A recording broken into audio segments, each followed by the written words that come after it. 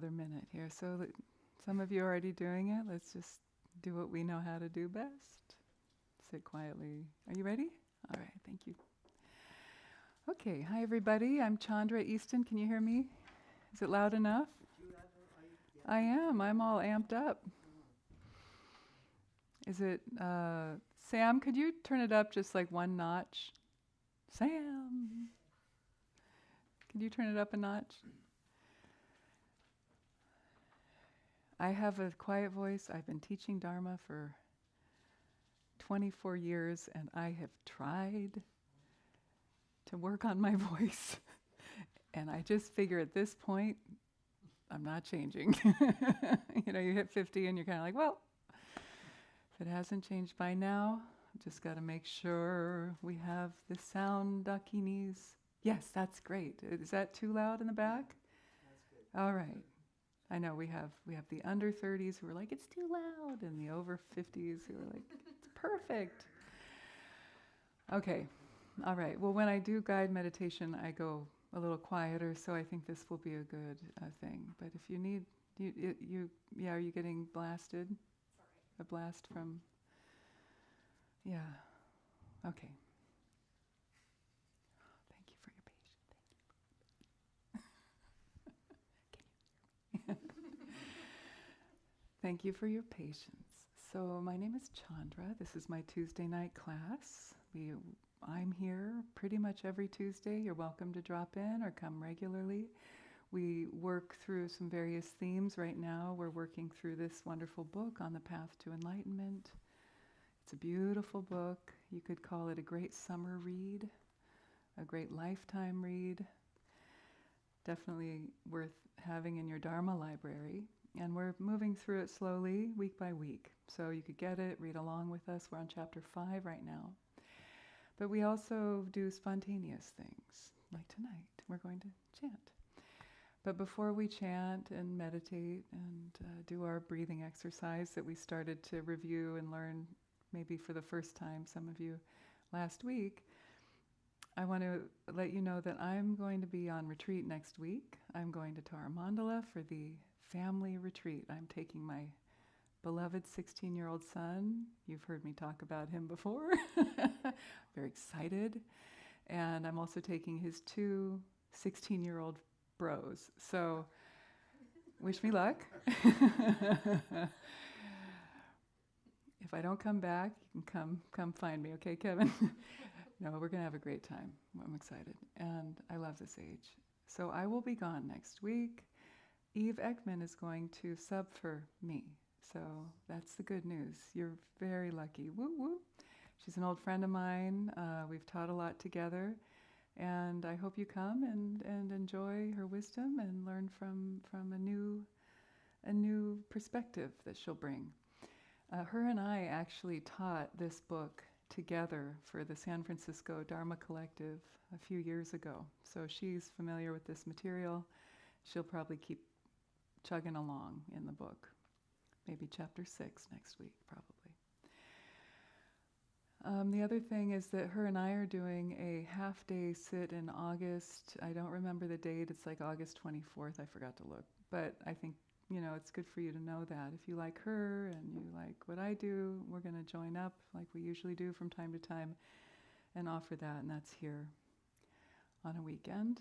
And you can find that on the Alemic website. I'm also doing a kirtan on Sunday, August 17th. It is a Sunday, 6:30 p.m., goes for about 2 hours. I call it Echoes of Emptiness, inspired by a wonderful book called The Heart Treasure of the Enlightened Ones, where Dogo Khyentse Rinpoche was talking about how we perceive all phenomena as being empty of inherent existence, like echoes, like mirages, like rainbows in the sky, castles in the sky. And when I read this one little phrase that he wrote, echoes of emptiness, I thought, oh, that's a good one. So kirtan, which is devotional chanting, is mainly a Hindu type tradition, and I love it. and yet I'm primarily a Dharma practitioner and a Tibetan translator and scholar. And so I blend the Buddhist and the Hindu chants. Mantras are found in Buddhism as well, especially in Tantric Buddhism. And so we're doing kind of a Buddhist kirtan in my make-believe idea of fun. And then I ask people to come and play with me, like you. Come play, let's play. And then I also have musicians come play with me too.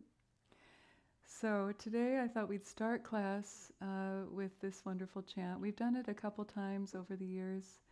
Sometimes I just spring it on you, but I thought I would write it out. When I first learned this chant, it was around the Homa fire, a ritual fire puja. No handout, no written version. I just learned it by ear. And so that's how I like to share sometimes with you all. But it's also really helpful, of course, to see things written down. So this is a chant to Krishna, the beloved Hindu god and character who embodies love and playfulness. And Govinda is another name for him, which is the cow herd, so that he's known as the famous cow herd who basically the gopis are the women in the forest, the women in the villages who fall in love with him, and they're the female cow herds too, but in any case he's a ladies' man. Like the women would sneak out of their homes away from their husbands in the middle of the night to go dance and play with Krishna. So the men in the village didn't love it. But then when they saw him, they're like, oh, because he's God. He's a god. He's not just a mortal man. So they're like, okay, honey, you get a pass tonight. So there's some fun stories around Krishna. Very playful. He plays the flute, he's a musician. And so there's a part A and a part B. Krishna, Govinda, Gopala, Nandalala. Repeat with me. Krishna, Govinda, Gopala, Nandalala. So Gopala is another name for him as well. I honestly can't remember what all of this means. I never learned this written down. I'm just guessing how to spell. Because it goes, Gopala, Nandalala, Gopala, Nandalala. So the la la at the end, is that just an affectation? I don't know. Does it mean something? I studied one semester of Sanskrit at college. I'm not a Sanskritist. I'm a Tibetanist. I'm a Tibetanologist. So I know just enough of Sanskrit to not completely get a speeding ticket. Okay, and then Gopal Anandala, Gopal Anandala. Everyone? Gopal Anandalala, Gopal Anandala. So Gopal Ananda is Ananda or Gopalananda could go together. Ananda means bliss. So I do know that. So he bestows that kind of bliss. So as we sing, we can swoon. Let yourself be moved. Fall in love with this playful energy that Krishna offers us.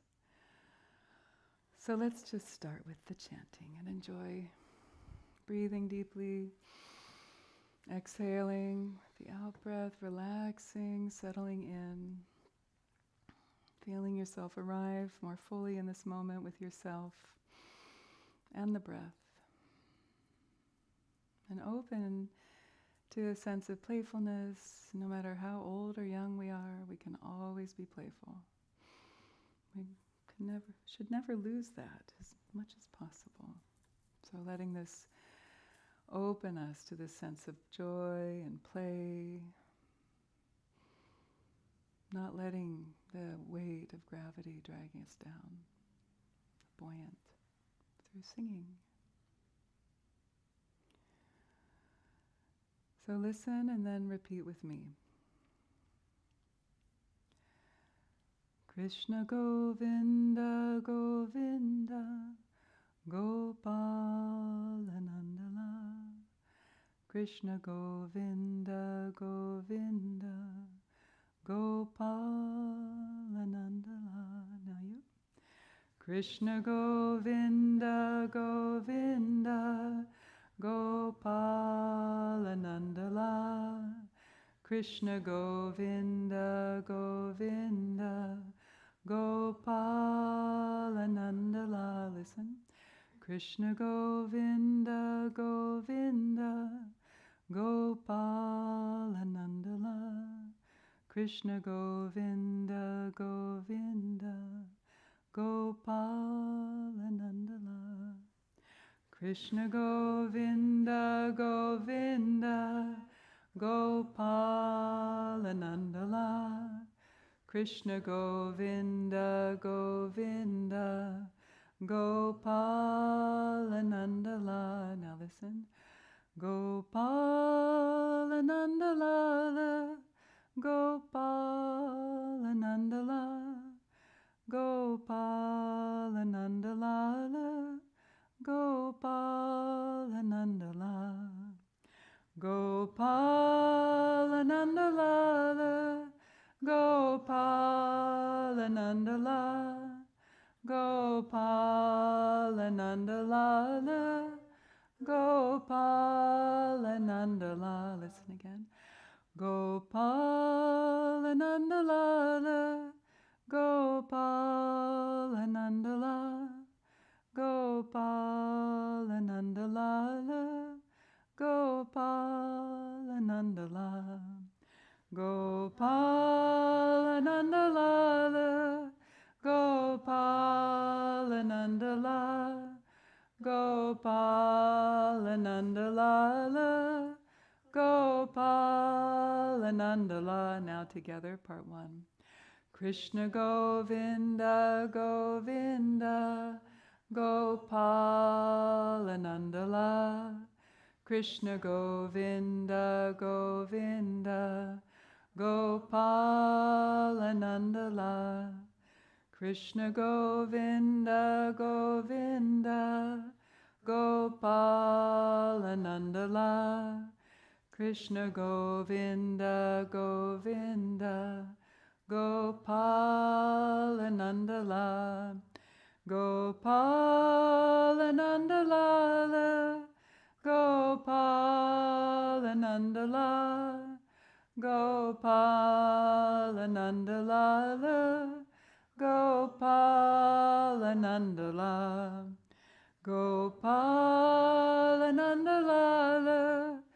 Gopalanandala. Gopalanandala. Gopalanandala. Krishna Govinda Govinda Gopalanandala.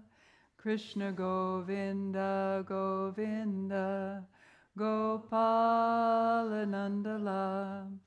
Krishna Govinda Govinda Gopalanandala. Krishna Govinda Govinda Gopalanandala. Gopalanandala. Gopalanandala. Gopalanandala. Gopalanandala. Gopalanandala. Gopalanandala. Gopalanandala. Gopalanandala. Krishna Govinda Govinda Gopalanandala. Krishna Govinda Govinda Gopalanandala. Krishna Govinda Govinda Gopalanandala. Krishna Govinda Govinda Gopalanandala. Gopalanandala. Gopalanandala. Gopalanandala.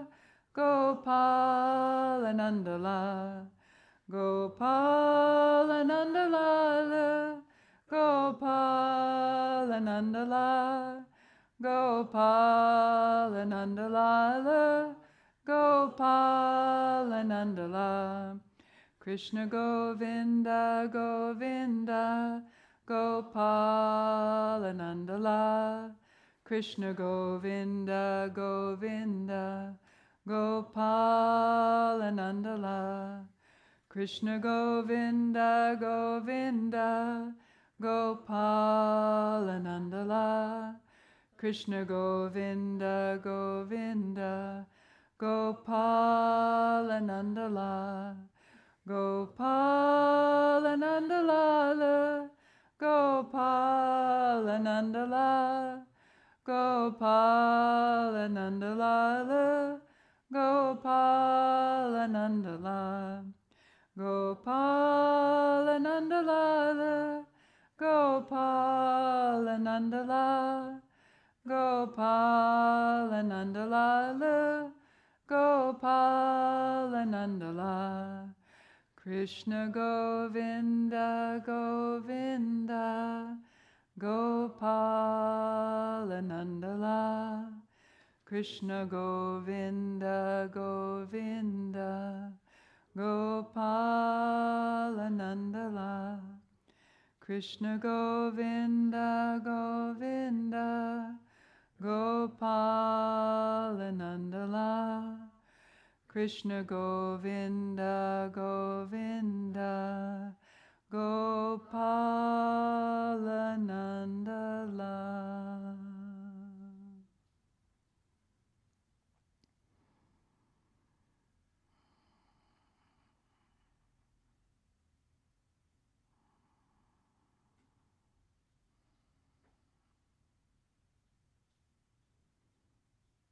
Jai Shri Krishna. Hare Krishna. All right, let's stand up. We're going to do some movement. So you can either come in front of your zabuton or spread out behind the chairs or off to the side, or you can stand on your zabuton if you like. Just make sure not going to trip on your cushion. All right, so we're going to do the standing warm-ups, a little bit of movement before we do our breathing exercise, the pranayama. Take your right hand over the left and take a nice even stance between the 2 feet. Feel yourself grounding into the leg bones grounding into the feet, the bones of the feet spreading against the support of the floor.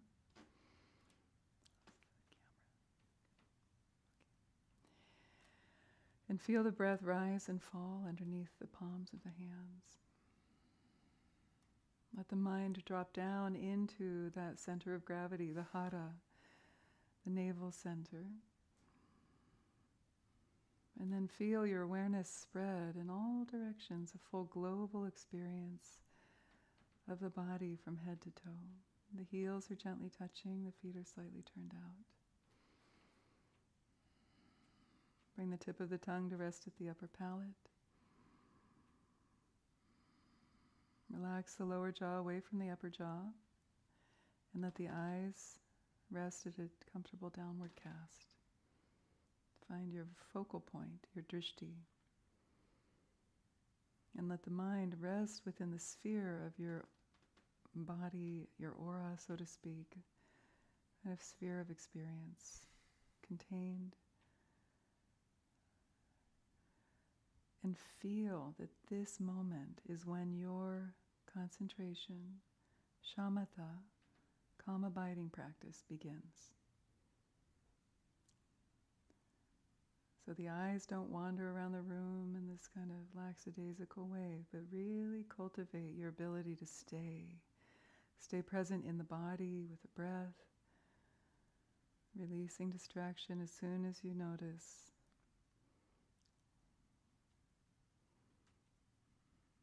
This moving meditation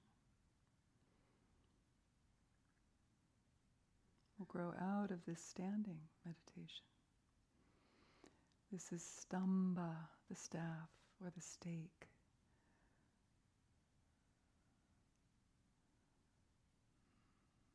Shoulders relaxed, chest buoyant, Chin slightly drawn in. Lift up through the crown of the head. And let the tailbone release down towards the heels.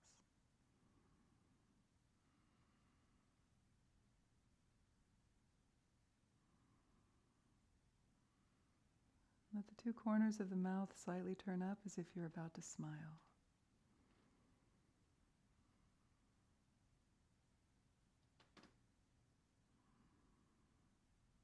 Good. And so then now we're going to begin to move. Moving meditation now. So take your right foot, step it behind you, root into the standing leg. Arms are down by your side, lift up through the crown of the head. And then start to rotate the ankle to the right. 1, 2, 3, 4, 5, 6, 7, 8, 9, 10. Reverse. 1, 2, 3, 4, 5, 6, 7, 8, 9, 10. If balance is challenging, you could come off your cushion. And other side. 1, 2. You're moving to the left now. Counterclockwise.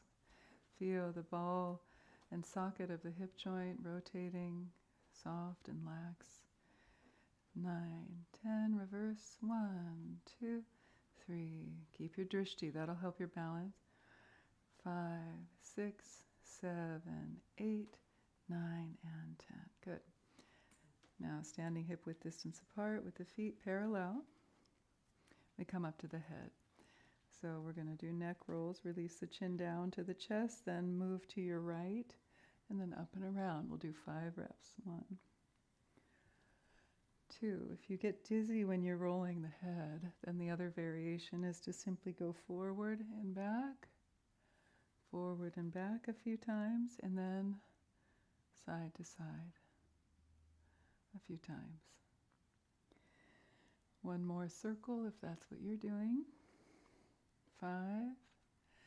Coming around to the center of the chest and then reverse to the left. 1, 2. Relax the shoulders down away from the ears. Relax the jaw. 3. And feel your mind melt down into your feet. So you're moving one extremity, but your awareness is down in your feet. 2. And last one. 5. Coming around to the chest, consciously then inhale as you raise the face to neutral.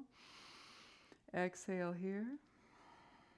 And the shoulders. Forward, up, back and down. 1, 2. Again, keep the drishti. 3, 4. These movements aren't complicated. You don't have to necessarily watch me the whole time. You can watch at the beginning to get a sense of it. But then lower the gaze again and stay within your body. Stay present within your experience. 8, 9, 10. Good. And reverse. 1, 2, 3, 4, 5, 6, 7, 8, 9, and 10. Good. Now, bring the hands together, the back of the fingers interlace, then squeeze them a little bit as you bring the heel of the hands together. Forearms are quite close, and then relax the shoulders as you begin to rotate the wrists. 1, double time, 2, 3, 4, 5. The wrists are right in front of the eyes. 9 and 10. Reverse. 1, 2, 3. The eyes are gently watching the wrists. This is called 2 cobras mating in Qigong. So a lot of these movements are found in Qigong, but they're also in South Indian dance and martial arts, and that's how it comes to me.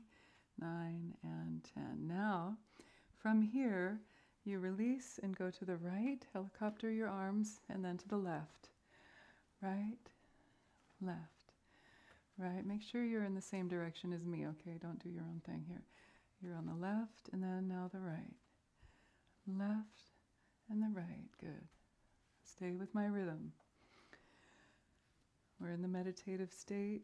We're finding our natural rhythm, aligning with each other as a core organism here together. Keep the breathing natural. Let the head turn. I've lost count. Ashley, where are we, honey? 20. Okay, now the hips. So the arms come down and circle to the right. 2, 3, 4, 5, 6, 7. The whole upper body's really relaxed, very spacious and relaxed. Let your arms, Marianne. Yeah. And 10. And reverse. 1. Let your arms dangle by your sides. Your whole upper body, it's like you're completely relaxed. The jaw is relaxed.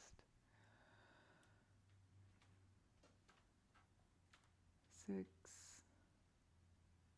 7, 8, 9,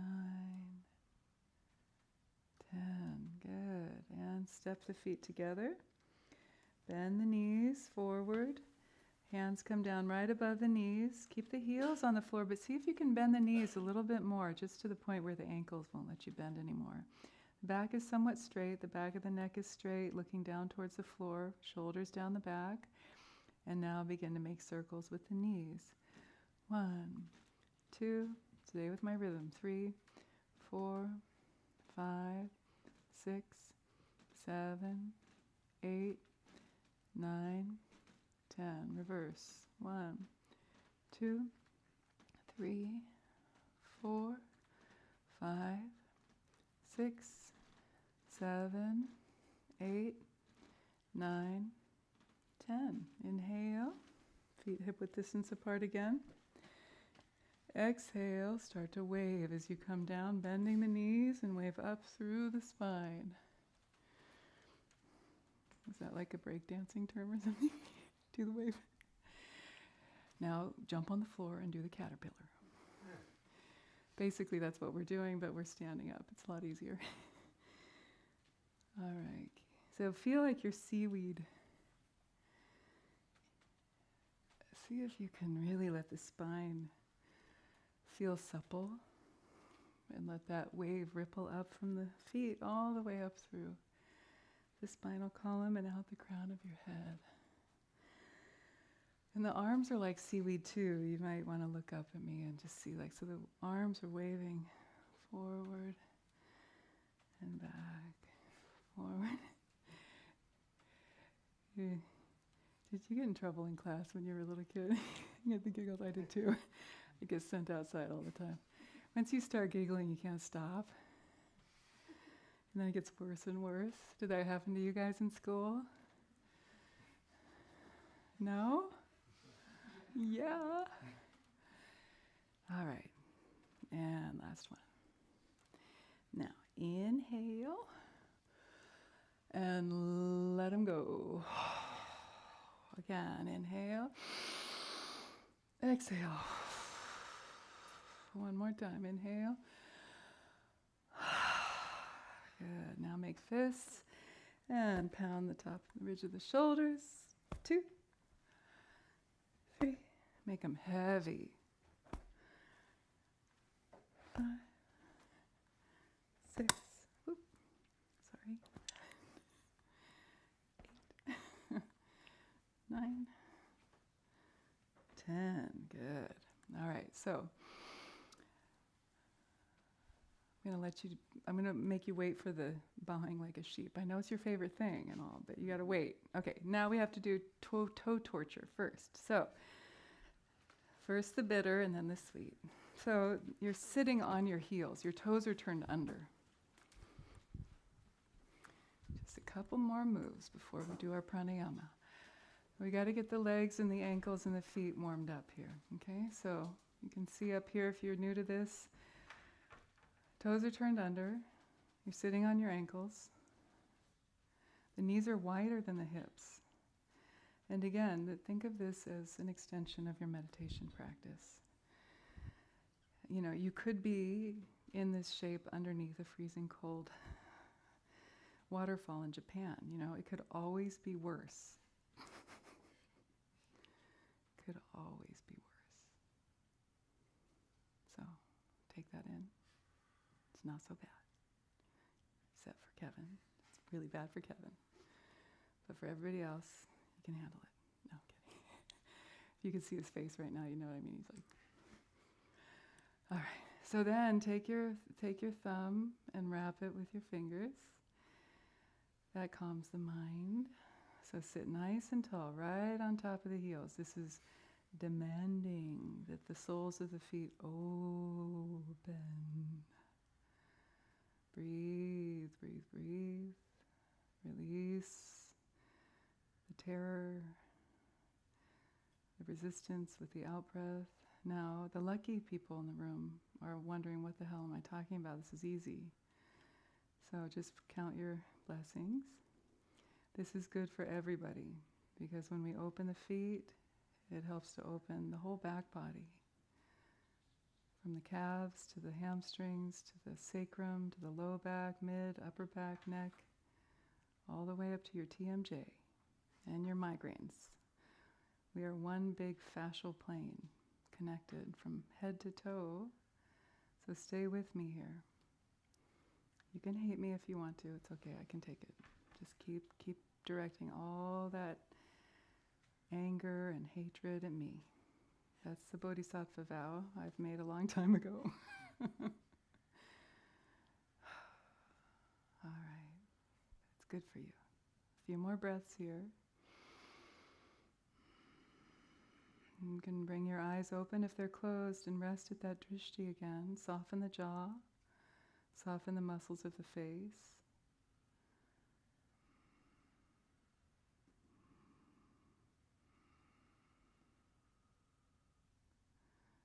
Good. And then, so now come out. You can come out and you can point your toes and sit on your ankles, sit on your heels. So for those who can't do it, I want to demo for a couple of you who weren't able to do it, or maybe there's something going on. Sometimes we have injuries or other situations. So if you can't take this pose, which is called Samasuchi, Kevin was doing this variation at a certain point, you can come up here and that you'll still get a nice stimulation for the feet. And you're going to have to balance. You could even come up and try to balance, but you don't have to. Okay, so that's a good option. Instead of sitting on your hips, because that's not going to do much for you, and your body gets cold. And did you feel a little bit of heat building in through the spine? So that shape is really helpful to help maintain the Agni, or the fire, that we cultivate through the warm-ups that we just did. And then also you can turn on the heater, and that will cultivate the heat too. Oh, you're turning it down. Yeah. What's the temperature? It was at 98. Oh, that's weird. I think it was just off. Right, it was off. Definitely. Thank you, sweetie. Yeah, 72 is good. 72 is a good setting, always. It seems to be a nice, sweet spot. Any questions about that? How are you doing, those folks who've been coming regularly? Are you starting to feel more opening there? Are you doing it at home while you're on your business meetings? While you're Zoom calls, watching Netflix, eating dinner? Sometimes I eat, I have a, living room table. It's kind of low. And I'll just, with this back injury I've had, I can't sit on a chair all the time. And so sometimes I'll sit like this, and I find it's less impactful for the low back. So if you have disc issues, if you have, challenges with your low back, this is a really good shape to take throughout the day too. And try to find ways to avoid sitting in a fucking chair, because these chairs will kill us. Chairs are killing us. They're killing us. The cars, the desks, dinner table. Our hips are tight, our backs are tight, the pelvis, the circulation is dying. So we need to squat. Squatting is very important. So this is one version of the squat. Okay. No questions? How are you feeling? Okay, so let's do a counter pose. You guys are awfully quiet tonight. All right, so counter pose is to stretch the top of the feet the other way. So the knees come up, you lean back onto your hands, and just, there's kind of no puzzle here. You're just sitting on your feet, you trap them underneath your hips, and then you lift the knees and you stretch the tops of the feet. You feel it? See if you can get the knees to raise a little bit more. Yeah, your weight is back on the hands. Can you get your knees a little higher? That's all right, you're trying. Good, good. My knees are together, and I'm sitting on my heels. Not in between the heels, but on the heels. All right. You see do you see the idea here? Do you feel the stretch along the front of the feet? Okay, great. Yeah, this is like looking at in the mirror, our feet, we don't give them enough attention. So now come and sit down and take a moment to rub your right foot. Take the sole of the foot and dig your thumbs into your feet. Iyengar said, we die from the feet up. Remember? So check in, make sure you're circulating, make sure you've got mobility and strength, and that the soles of the feet are supple, pliant. So this is something you can also do while you're sitting around. You can give yourself a foot massage. So you work your way from the heel to the toes and really dig in and feel the tender spots. Yeah, good. And then the other side, the foot.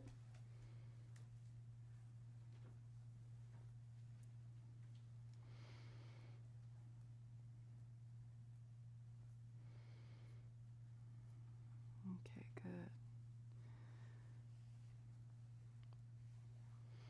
So now we are going to do pranayama. So last week we began to learn a breathing practice that we find in the Tibetan yoga system, and it's called the ninefold purification breath. Another way of saying it is a expulsion of stale air. So often it's a practice that is done first thing in the morning. So last week I laid out all the details. I'm not going to go into such depth tonight, and I'm going to simply guide you in the practice, and we'll do it a few times, and then we'll let that glide us into meditation. All right? So make sure you're comfortable. Set yourself up. If you can take a full lotus, please do that now. Otherwise, take a comfortable cross-legged position, and sitting in a chair is completely viable as well. All right. So,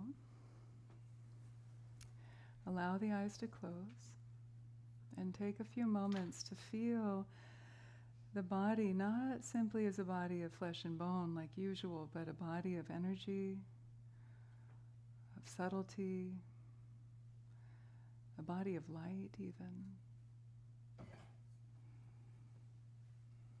So in this practice, we imagine our body as a body of light, vibration, and hollow like a balloon.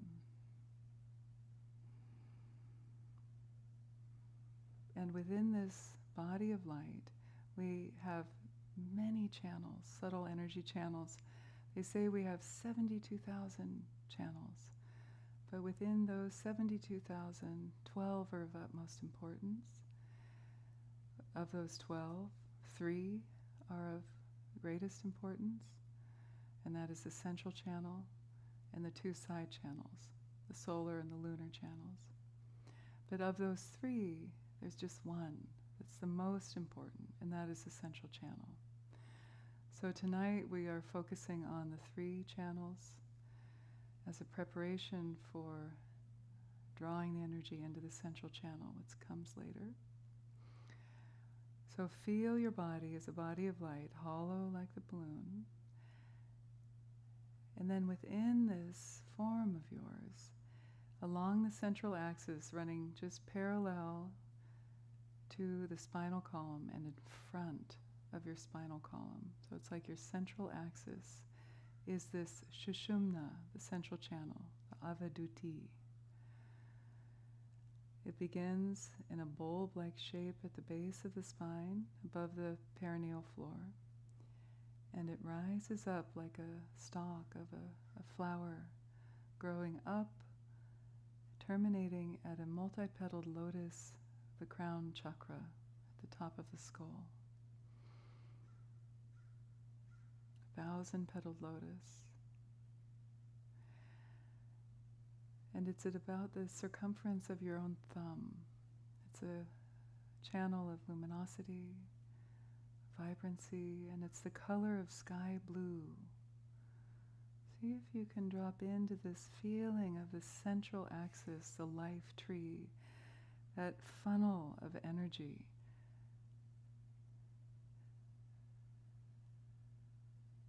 That connects heaven and earth within you. And if visualizing isn't easy, feel it. Just feel. Subtle energy channel.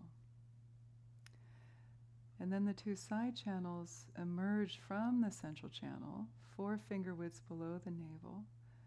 They kind of hook out from either side and then rise up in parallel with the central channel, running along either side of the central channel, up and around within the curvature of the cranium, and terminate at their respective nostril.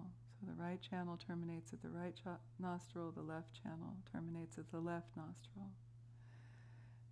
These two side channels are about the circumference of your pinky.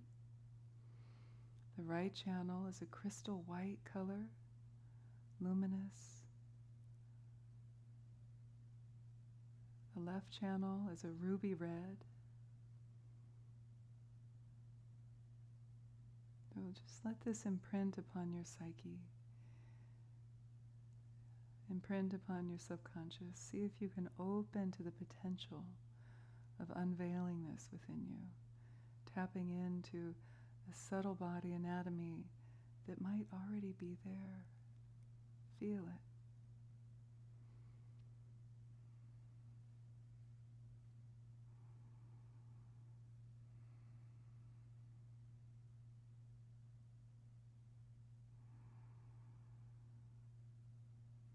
And through this ninefold breath, we're purifying these 3 channels that house imbalanced energy within us, and letting these imbalances go with the exhalation. The central channel, when imbalanced, houses the poison or the afflictive emotion of ignorance. The right crystal white channel, when out of balance, houses the afflictive emotion of aversion, anger. The left channel, when out of balance, houses the afflictive emotion of craving, attachment. So through our breathing, we'll purify these channels.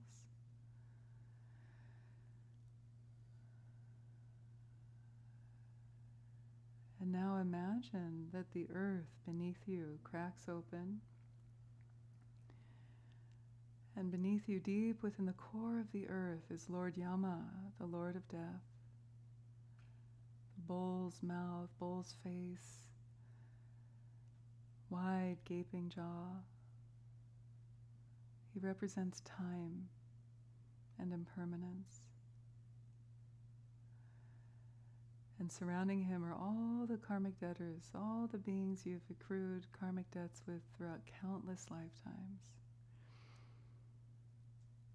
Their mouths are open, all of their arms are upward, cast. And with each exhalation, you're breathing out these toxins, and they transform into nectar that feeds all of these beings deep within the earth to complete satisfaction, repaying all your karmic debts, satisfying the Lord of Death, Lord Yama, for another day.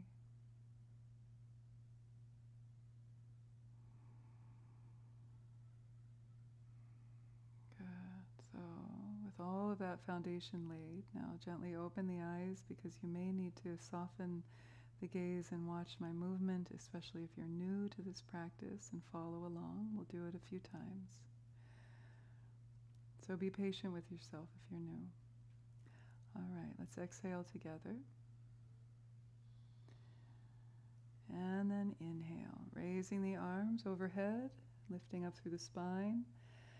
Exhale, lower the hands, making Vajra fists, meaning the thumbs touch the root of the ring finger, the rest of the fingers curl around the thumb. Straighten the elbows as you place the back of the hands at the crease of the hips. If you can't do that, then slide them down to your knees. Arms straight.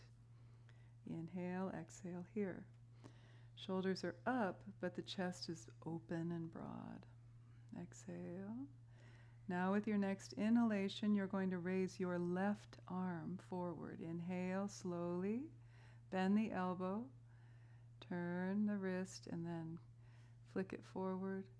Draw the shoulder back, turn the wrist, place the left index finger on the right nostril. I'm on the left nostril. Exhale through the right.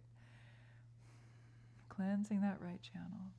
Turns into nectar that feeds all those beings beneath you. Inhale, imagining that you're breathing in rainbow light. Exhale, cleansing that right channel of aversion, anger, letting go of all of those tendencies. Inhale again, rainbow light, filling that right channel, filling your whole body. Drink it in. Last time is slow, strong, slow, cleansing that right channel. Completely cleansing the right channel. And then release the hand down. Inhale the right arm forward, bend the elbow, turn the wrist, flick the wrist forward, draw the shoulder back, palm up, then curl, elbow wide, exhale through the left nostril. Dark, smoky, red vapor, cleansing, craving, attachment. Inhale, rainbow light, filling that left channel, then filling your whole body. Exhale, slightly clear, red, smoky vapor, turning into nectar. And inhale again, rainbow light. And exhale, slow, strong, slow, completely cleansing the left channel. Craving, desire, completely let go of the imbalanced.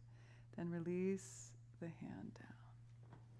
Now, inhale, both arms, same thing, working in tandem. Bending, turning, flick, draw the shoulders back, and then release the hands down to the hips or the knees. Exhale now, cleansing the central channel, smoky blue, ignorance, delusion, confusion, leaving you. Inhale, rainbow light, the purified essence of the 5 elements and the 5 wisdoms, filling your body. Exhale, slightly clearer, central channel, ignorance, purifying. Inhale, last in-breath, rainbow light, filling the central channel, flooding your whole body. And then exhale, slow, strong, slow. Then inhale, lift the hands, exhale, lower them on the thighs. Rest in wisdom prana. And imagine that Lord Yama and all those karmic debtors are completely satisfied. Their mouths close, their arms lower. They turn and walk away. The earth closes beneath you.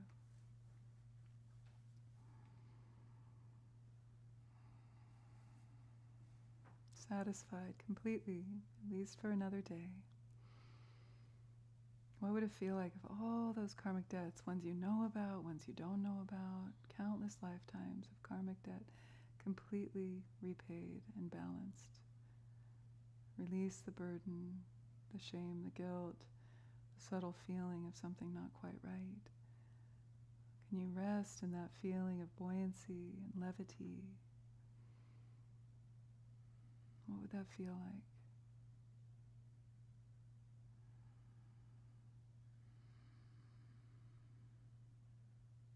And now we'll shift right into meditation. So make sure you're comfortable. If you have to do anything to adjust, feel free to put a prop under your knee or get a blanket if you need it.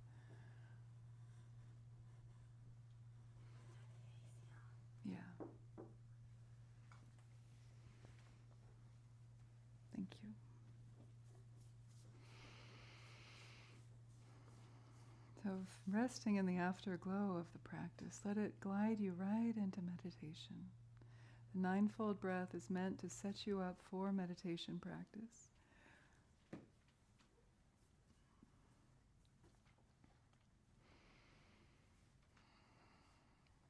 So simply landing on the breath and the body and feel this simple quality of presence.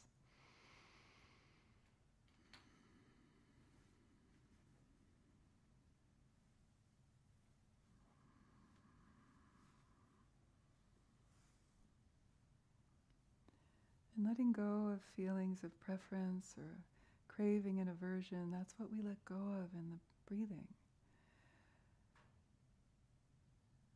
And letting go of that dull delusion, confusion, the habit of spacing out that you may bring into meditation, just in case. See if you can clarify your attention right from the get-go. Well begun is half done.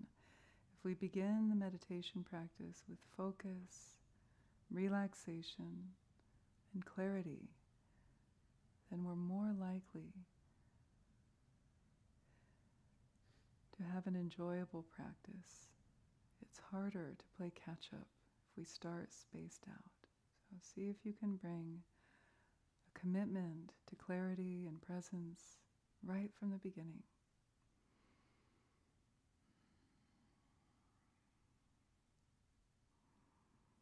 And the eyes can either be closed or slightly open, just as they've been in the other practices, gazing at a comfortable angle towards the floor. If the eyes are open, soften the gaze and feel free to blink whenever you need to.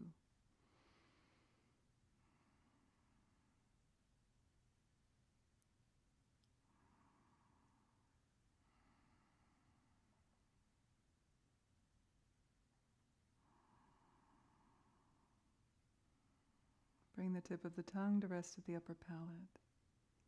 Then soften the jaw, soften the muscles of the face.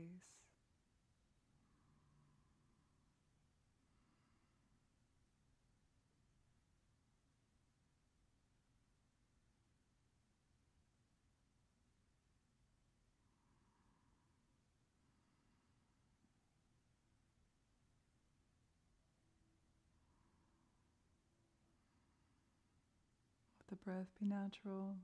Release any control of the breath.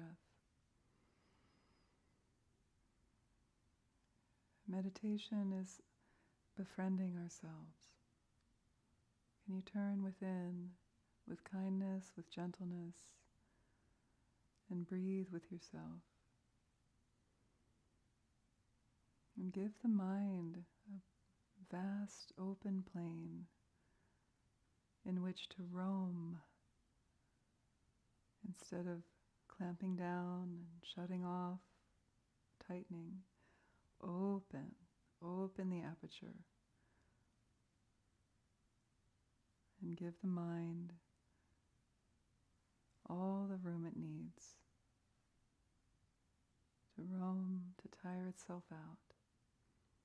But stay with your intention on the breath, releasing distraction. And if labeling helps you, you could quietly to yourself label thoughts. Wanting, not wanting, anger,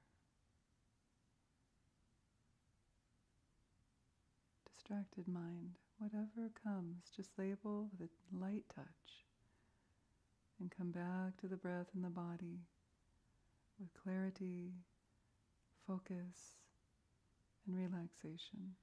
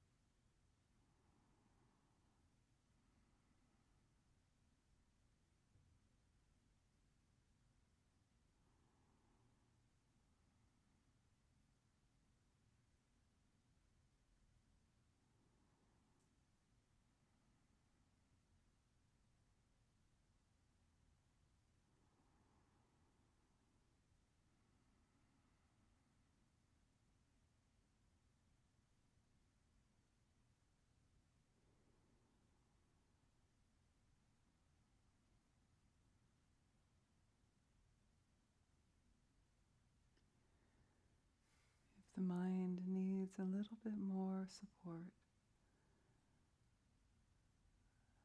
Tried and tested, wonderful technique offered by the Buddha is a simple phrase, a gati. Soothing the field of the body, I breathe in. Soothing the field of the body, I breathe out.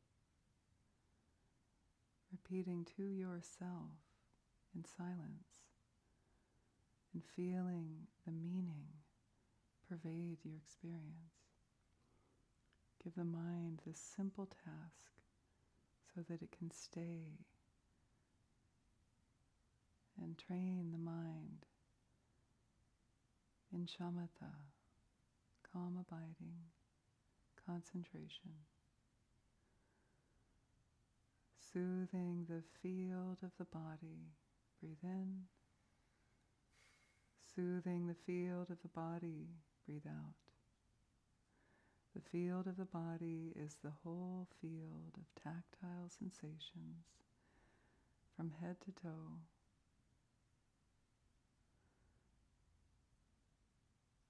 Soothing the field of the body, breathe in.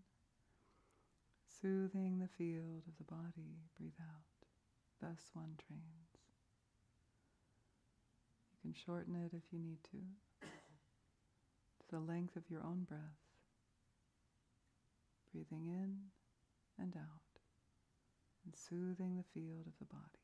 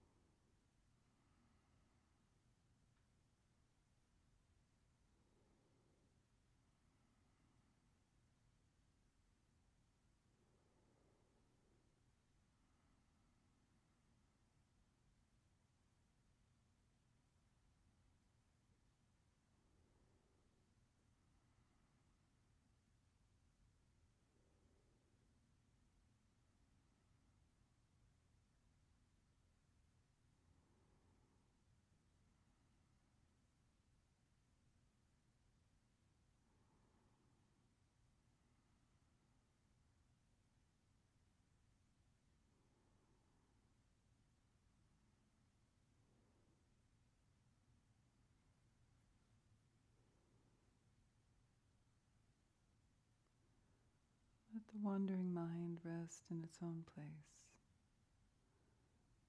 Naturally liberate distraction.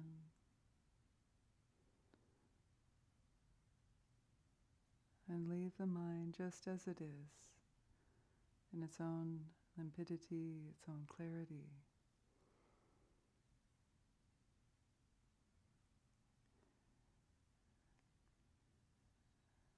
The only thing is to not grasp. Grasping at thoughts, feelings, memories, fantasies. That begins the chain of delusion, wandering this way and that. Release distraction, release grasping. The out-breath is like a solvent for the glue of grasping. Release with the out-breath, soften the grip, and open back up into that broad, spacious awareness.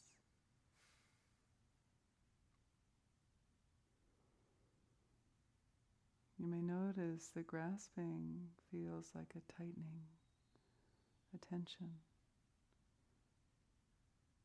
a tightening of the mind around a thought. All we have to do is soften, release that grip, and let that thought unravel, dissolve back into the ground from which it came. And then rest in that experience of the ground. Rest in the space between thought. When one thought is past and the next thought is yet to arise, prolong that space. In fact, that space is always here. It's that spacious awareness that pervades the thoughts, that pervades everything you experience, like the air you breathe. Stabilize in resting from the vantage point of that vast open awareness. Clear, stable, limpid, luminous, primordial wisdom. That is your true nature. Taste it.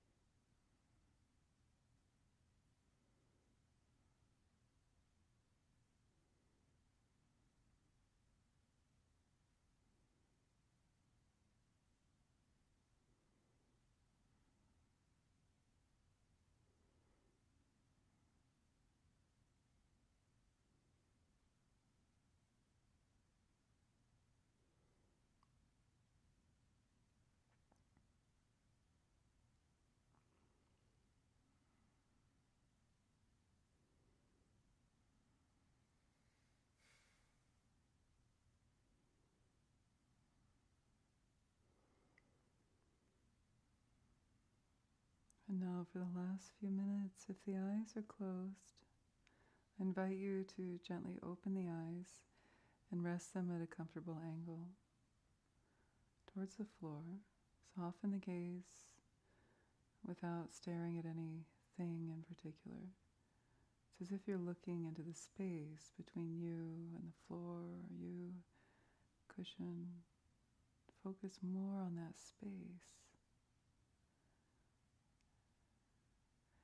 And let your awareness be like a lantern awareness, like a diffuse, soft light, rather than spotlight awareness. It's as if you're opening up the parameter of your awareness, as if you could see directly to your side, either side, and even opening it up to see all around you, 360 degrees.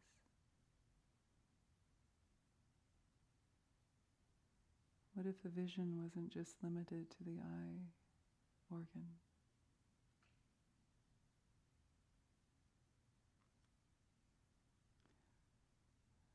And soften the eyes, soften the muscles behind the eyes.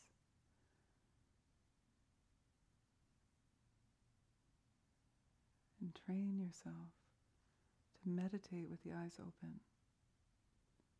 Appreciate the repercussions, the implications this has in your life.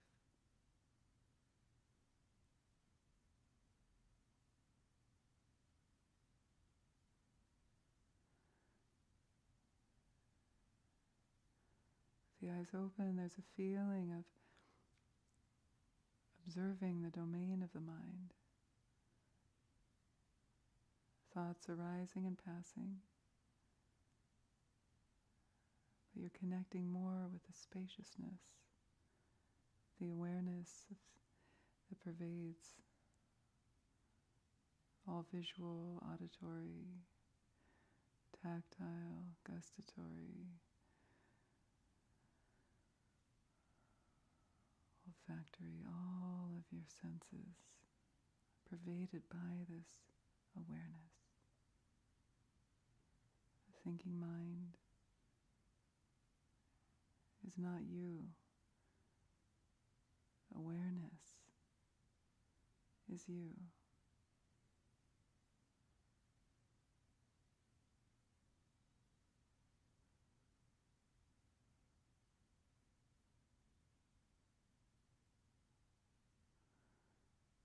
And when you drop into that depth of who you truly are, you understand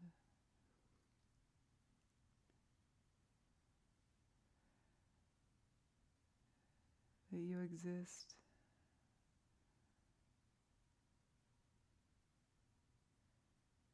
and yet there's no ultimate, intrinsic, solid you. Connect with the fabric, the network of consciousness.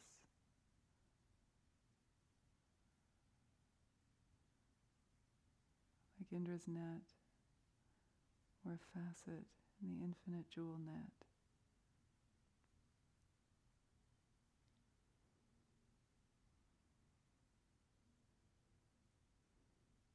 Rest in awareness.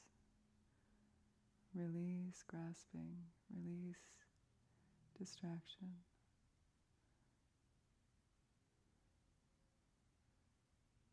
And rest in the ground of your own being.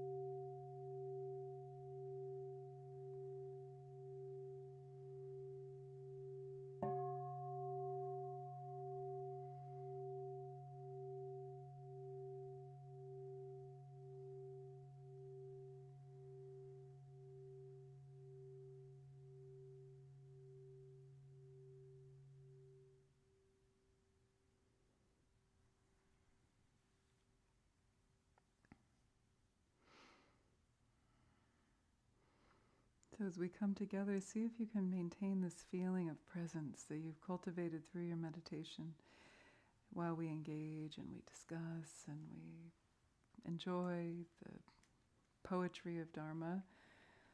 Yeah, feel free to stretch your legs if you need to as well with mindfulness. And we will spend the last 10 minutes or so with our topic of discussion based on the book. But as we're doing that, one way to feel this quality of presence, not just completely evaporate when we stop the formal sit, is to feel your awareness, that awareness you've cultivated through practice, about 60% rooting you down in your experience, like in your body. And then another 40% of your awareness is available, is engaging with the visual and the auditory stimuli, and or with your neighbor, your surroundings. So 60-40, it's a common practice. 60% rooted in your experience, in your own body, so you don't come up and out of yourself to connect with the world. 60% rooted inside, 40% available. So see if you can feel that, what that feels like to you while we engage with our discussion. So tonight we continue with chapter 5 that we began 2 weeks ago. And for those of you who are new, we've sort of been working through some of the common preliminary practices of contemplating impermanence and the law of cause and effect and precious human life, not to waste it, but to really make good use of it in this context by practicing the Dharma and cultivating compassion and wisdom and patience and intelligence and clarity and shamatha, vipashyana, all these important things. And the fourth of these three that I've just listed, of impermanence, karma, precious human life, the fourth foundational practice is that of recognizing that samsara, the cycle of existence and birth and death, because it is impermanent, because all that arises and passes within samsara is conditioned existence. It's conditioned through causes and different elements coming together, whether it's a human being or a tree or a building, that everything in this existence is due to causes and conditions. So it's conditioned. And conditioned existence, conditioned phenomena, by its very nature, will always be, to a certain extent, somewhat dissatisfying for us. Why? Because, well, nothing's perfect, but also because it's impermanent. It's always changing. The things we don't want to change, change. The things we want to change don't change, or at least for a long time maybe. So we're always there's this dissatisfaction that we feel. You're not the only one. It's not like only you that's dissatisfied. We're all dissatisfied. That's what set the Buddha off on his path. He wanted to find out, what is it? Why do we suffer? And then how do we heal that? And that's what he found. He found a lot, more than in the scope of this maybe short talk here, but the Four Noble Truths, the Eightfold Path, these topics that we've explored quite a bit in this class, and we often loop back around. So we suffer because of I, me, mine. I mean, I can't not tell you why. We suffer because we've forgotten our true Buddha nature, and we identify with this very small blip of an idea of who we are, the self, as some separate thing that we have to defend and uphold and justify and prove and all of this stuff. Core Buddhist teachings. But what we're coming to now is another facet of this kind of preliminary, what are called the outer preliminaries, or the ordinary, or not mundane, but sort of the ordinary preliminary practices. There's a kind of an add-on in this fifth chapter, is the fifth add-on, is giving up the causes of suffering. So first we have to know what they are, and the Buddha taught them as the Four Noble Truths, right? The cause of suffering is ignorance, ignorance of our true nature. So we have to set off on the path to illumination, to insight into our true nature and heal that clinging, grasping, reification of a sense of self that is so illusory and causes so many problems. And so in this chapter is this topic which is commonly translated into English in a way that's sort of deceptive. So you may recall 2 weeks ago I unpacked that. This word that you see a lot in Dharma, and you see it in other religious traditions as well. And it's not always easy for us sort of modern folks to buy into, which is this word renunciation. Renouncing pleasure, renouncing the world, sex, drugs and rock and roll, renouncing even family, renouncing attachment to place and family. It's pretty austere, some of the expressions of the Buddhist path. But when you look at the etymology of the original word of Sanskrit and then translated into Tibetan, it's nejong. Nejong in Tibetan means a spirit of emergence. So renunciation is kind of a bad translation. It's misleading. Renunciation, it just feels so austere, and it can be, The monastic life is a very renunciatory life. But in Buddhist Tantra, we don't have to go that far. But we have to understand why it's important, and that's why we're studying this. Dharma's not always going to be an easy pill to swallow, so I just also want to share that with you, and that's why we need to think about it and test it out for ourselves. It's going to confront us with things. We're not going to like all of it. But I think by understanding this etymology of the word, translated as renunciation, it helps us to understand the spirit behind it.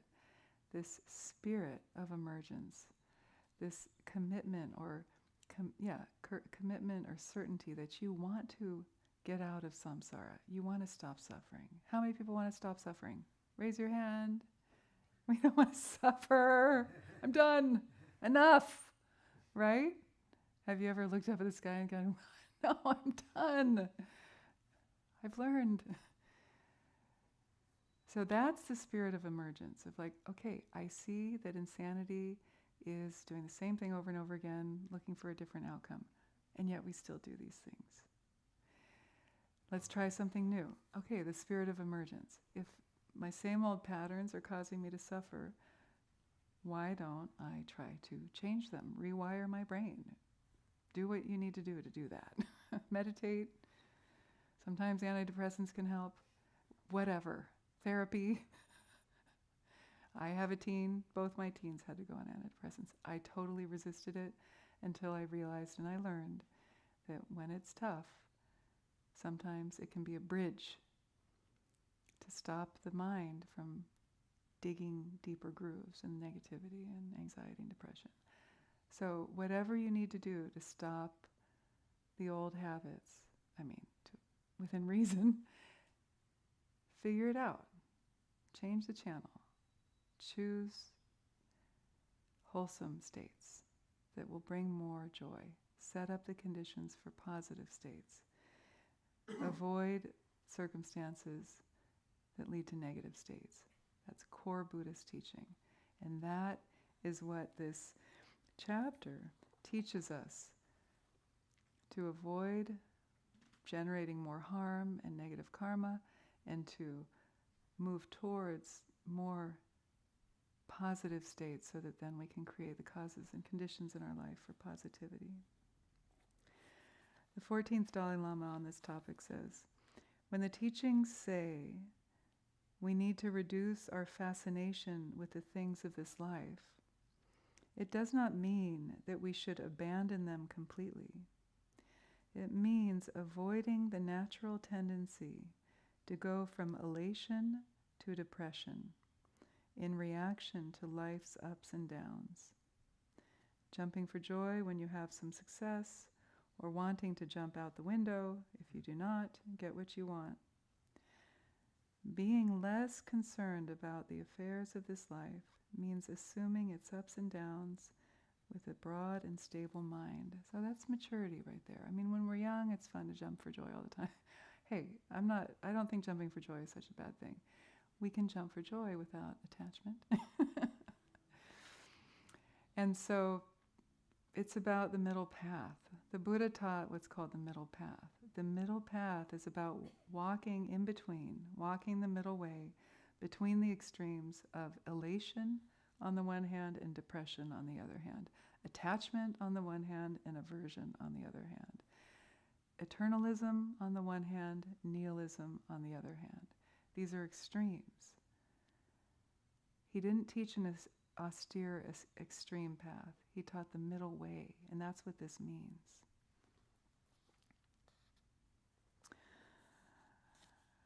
Dogo Khyentse says, spending all your life trying to achieve ordinary worldly goals is like trying to net fish in a dry riverbed. Clearly understanding this, make a firm decision not to allow your life to pursue such an useless course. What does that mean to you?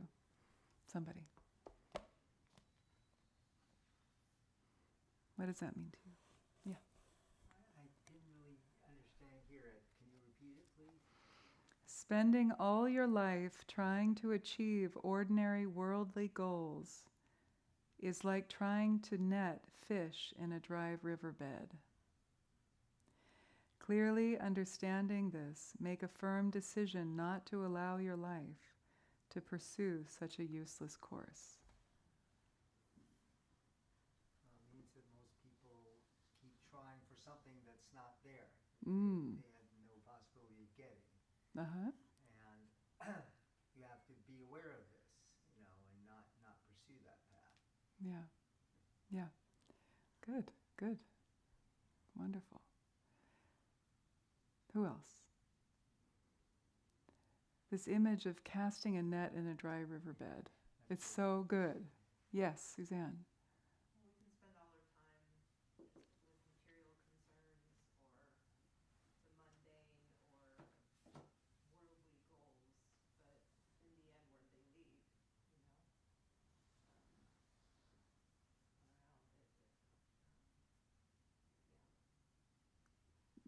That's it. That's it. You're onto it. Where do they lead? Do they lead you to the ultimate happiness you, in your deepest heart, are longing for? I mean, we see, it's this cliche, we see it. The rich and famous, they're more miserable probably than we are. I mean, maybe you're rich and famous, we just don't know. I don't know.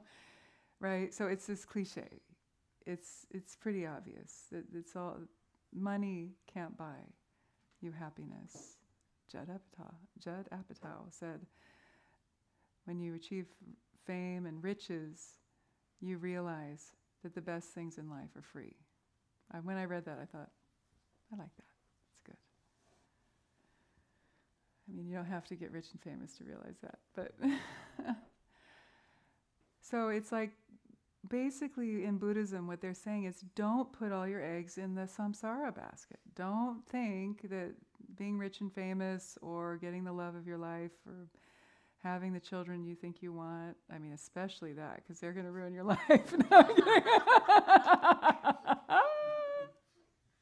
If you're a woman, they're going to ruin your body too. I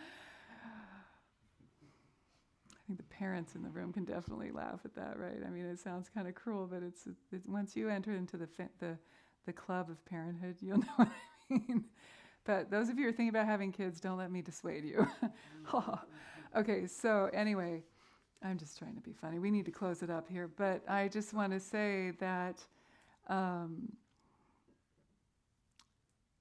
invest in your Dharma practice. That's what has lasting gains, returns. And we take what we do in this life, we pick up where we left off in the next life, and we keep going. Because you're putting these experiences in your bank account. in your karma bank account. My teachers used to always say that. Don't stop learning. Keep learning till the day you die. Keep practicing, keep learning, keep reading, keep thinking, keep going to classes, keep learning. Stay hungry and curious, especially the Dharma. As we get older, we really have a chance to let go of the obligations. We've raised the kids. Hopefully we've been able to retire. And we can really commit our life to the Dharma. So for those of us who are over a certain age, it's wonderful. But if you can do it now, especially the younger folks, if you can make choices in your life where you can prioritize your spiritual life, whether it's Buddhism or something else, do it. Do it. But keep your day job. Don't go trying to be a yoga teacher because the market is saturated. And don't think you're going to get it being a Dharma teacher, I can tell you right now. Keep your day job. But devote your life to Dharma. Be humble. Be grateful for this breath, for this freedom you have right now. I mean, look around the world. And then dedicate your merit for the benefit of all beings. Offer it up. Your suffering, dedicate that. May my suffering help alleviate the suffering of all beings. When you have joy and bliss, dedicate it. Offer it up. May all beings experience this degree of joy and then some. You're not alone. That's the illusion. That's the illusion.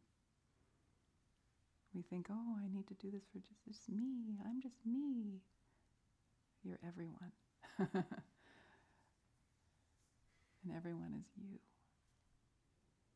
That's what we know and we learn and we tap into when we practice.